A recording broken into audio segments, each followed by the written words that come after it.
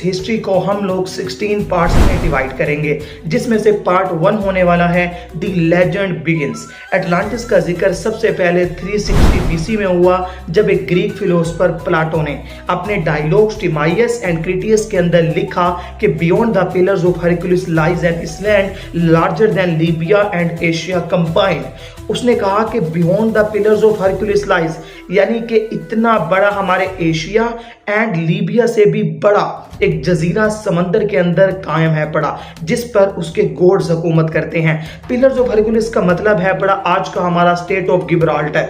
उसके आगे Atlantis ocean में एक महाशहर था जिसके बारे में कहा जाता है, उसको कहते हैं एटलांटिस, जो कि पोसाइडन, जो कि पूरे के पूरे समंदर का राजा था, उसने इस शहर को बनाया था।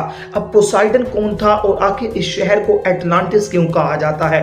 पोसाइडन ने एक वुमेन यानी कि एक मोर्टल ह्यूमन के साथ शादी की थी, यानी कि जो खत्म हो सकती है, जो गॉड नहीं है, इंसानों में से एक लड़की थी जिसका नाम था क्लाइटो। उसके साथ पोसाइडन ने शादी की थी, जिसमें से उसके 10 बेटे हुए थे। उन 10 बेटों की वजह से उसने पूरे के पूरे एटलांटिस को 10 इसलैंड के अंदर डिवाइड कर दिया।